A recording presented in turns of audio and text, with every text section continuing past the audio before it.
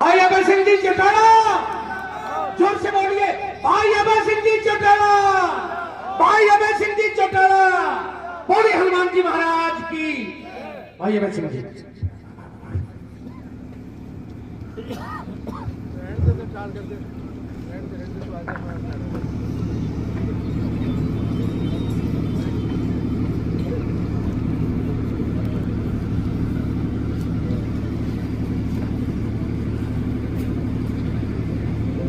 आदर और सम्मान के योग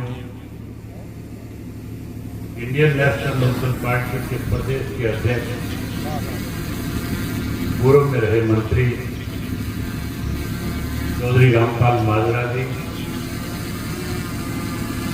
पूर्व में रहे मंत्री डॉक्टर वासुदेव शर्मा जी, आज के इस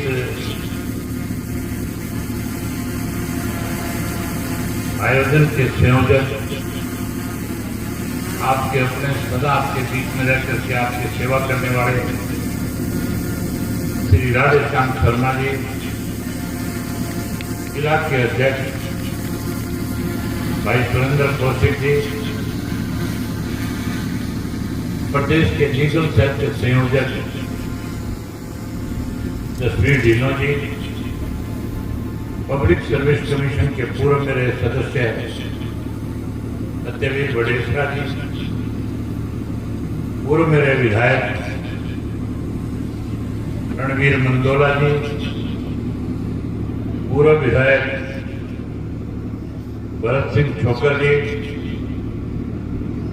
हल्का के अध्यक्ष श्री सतपाल किल्रो जी, शहरी अध्यक्ष लाला सत्यनारायण गुप्ता जी, प्रेस के प्रवक्ता नवनीत ढीलो जी, प्रदेश कार्यकारिणी के सदस्य छोटेलाल गैली जी, प्रदेश सचिव आनंद शिवराण जी, मंच पे मेरे साथ बैठे हुए पार्टी के प्रदेश के जिला के हल्का स्तर के सभी नेतागण, आज के इस कार्यक्रम में आए हुए नांगल चौधरी विधानसभा क्षेत्र के अलग अलग गांव से आए हुए आदरणीय बुजुर्गों, नौजवान साथियों, पत्रकार छायाकार दोस्तों, सबसे पहले तो मैं उन सब साथियों का स्वागत करता हूं। सबसे पहले आपको नव वर्ष की हार्दिक शुभकामनाएं देता हूं। परमपिता परमात्मा से प्रार्थना करता हूं कि नया साल आपके लिए मंगलमय हो, नव वर्ष आपके लिए शुभमय हो, नए साल में आपके खेत की अच्छी फसल हो, आपके परिवार में खुशियां आए, आपका भाईचारा बढ़े, इंडियन नेशनल लोकदल पार्टी का मजबूत संगठन खड़ा हो, चौधरी देवदास जी की नीतियों की सरकार हरियाणा प्रदेश में 2029 में बढ़े, इसकी कामना करता हूं। उसके साथ साथ आज जिन साथियों ने श्री राधेश्याम शर्मा जी के साथ इंडियन नेशनल लोकदल पार्टी में अपना विश्वास व्यक्त किया, चौधरी देवदास जी की नीतियों में विश्वास व्यक्त किया, जिन्होंने मुझे मान और सम्मान की पगड़ी पहना करके एक आशीर्वाद दिया, उन सबका बहुत बहुत स्वागत करता हूं, अभिनंदन करता हूं। साथियों, मेरे से पहले जो बोलने वाले साथी थे, उन्होंने आपके सामने प्रदेश में आज किस किस्म के हालात हैं, हम किन परिस्थितियों से गुजर रहे हैं, आज प्रदेश किस ओर जा रहा है, ये सारी बातें बहुत खुल करके आपके सामने रखी। अगर मैं उन्हीं बातों को दोहराऊंगा तो बहुत लंबा समय लग जाएगा। मैं सबसे पहले तो पंडित जी का आभार व्यक्त करता हूं कि जिन्होंने आज मुझे आपके बीच में बुला करके आशीर्वाद देने का काम किया। मुझे अच्छी तरह से याद है जब सन 1987 का चुनाव था, आदरणीय स्वर्गीय चौधरी देवीलाल जी ने पंडित भगवतलाल शर्मा जी से बातचीत करी, उन्हें बुला करके अपनी तरफ से उनको ऑफर दी और कहा कि पंडित जी, अगर आपका आशीर्वाद मुझे मिल गया, आप और मैं दोनों अगर इकट्ठे हो गए तो फिर इस प्रदेश के अंदर बहुत बड़ा तख्ता पलट होगा। न केवल कांग्रेस सत्ता से बाहर जाएगी, बल्कि देश के अंदर एक ऐसा संदेश जाएगा कि देश से भी कांग्रेस पार्टी सत्ता से बाहर हो जाएगी। भगवतलाल शर्मा जी ने चौधरी साहब के सामने अपनी तरफ से कुछ प्रस्ताव रखे। चौधरी देवीलाल ने, मैं उन दिनों चौधरी देवीलाल जी के साथ रहता था, चौधरी देवीलाल जी ने जो जो प्रस्ताव उसके सामने रखे, जिन जिन विधानसभाओं से उन्होंने उंगली टेक करके कहा कि यहाँ पे मुझे मेरे समर्थकों को टिकट चाहिए, चौधरी देवीलाल ने उनके आदेश को तुरंत मानते हुए हाँ कर दी और भगवतलाल शर्मा जी ने ब्राह्मण समाज के 6 लोगों की टिकट के लिए चौधरी देवीलाल को अपना प्रस्ताव दे दिया। चौधरी देवीलाल ने 6 ब्राह्मणों को टिकट दी। हालात ऐसे हो गए थे कि चलते चुनाव के अंदर जब टिकटों का बंटवारा हुआ था, जब टिकटें बांट दी गई थी, पंडित भगवतलाल शर्मा और चौधरी देवीलाल के बीच मनमुटाव हो गया। बहुत सारे नेताओं ने आकर के चौधरी देवीलाल से कहा कि चौधरी साहब, जो भगवतलाल शर्मा जी ने आपको जो टिकटों के लिए आपसे कहा था, जो टिकटें आपने उनके भगवतलाल शर्मा के कहने से सौंप दी, अगर ये लोग जीत करके आगे तो कल को आपकी सरकार चलने में दिक्कत पैदा कर सकते हैं। चौधरी देवीलाल ने कहा कि मेरा और भगवतलाल का तो मनमुटाव हो सकता है, लेकिन मैंने जो फैसला ले लिया, मैंने जो लोगों के बीच में जाकर के वायदा कर दिया, मैंने जो भगवतलाल को आश्वासन दे दिया, उसको पूरा करने का काम करूंगा। और उन्होंने 6 के 6 ब्राह्मण नेताओं को न केवल एमएलए बनाया, बल्कि विधानसभा में मंत्री के पदों पर बैठा करके प्रदेश की सेवा करने का मौका देने का काम किया। आज साथियों, भारतीय जनता पार्टी जो है, कहीं ना कहीं उन्होंने मजहब, धर्म और जाति के नाम पे बांट करके राजनीति कर रही है। आज अलग अलग लोगों को खड़ा करके, पीठ पे हाथ रख करके हरियाणा प्रदेश में 35-36 के नारे लगाए जाते हैं। आपको याद होगा, पहले राजकुमार सैनी को आगे किया गया था। राजकुमार सैनी से कहा गया था, जो मेंबर पार्लियामेंट था बीजेपी का कुरुक्षेत्र, आप हरियाणा प्रदेश में जाओ, बैकवर्ड का और जनरल का नारा लगाने का काम करो।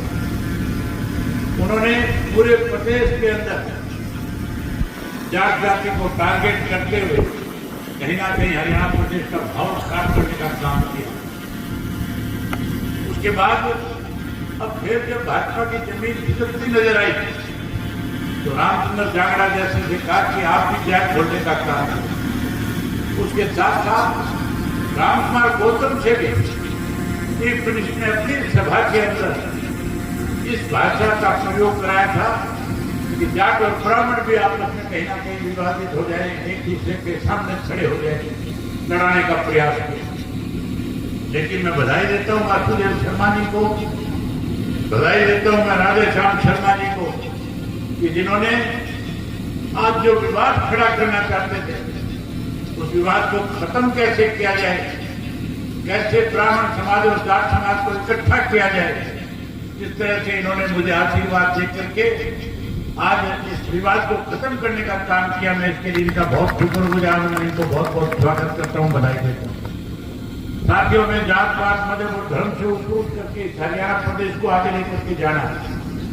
आज हालात इस किस्म के हैं कि लोग भारतीय जनता पार्टी से बहुत दुखी है, परेशान।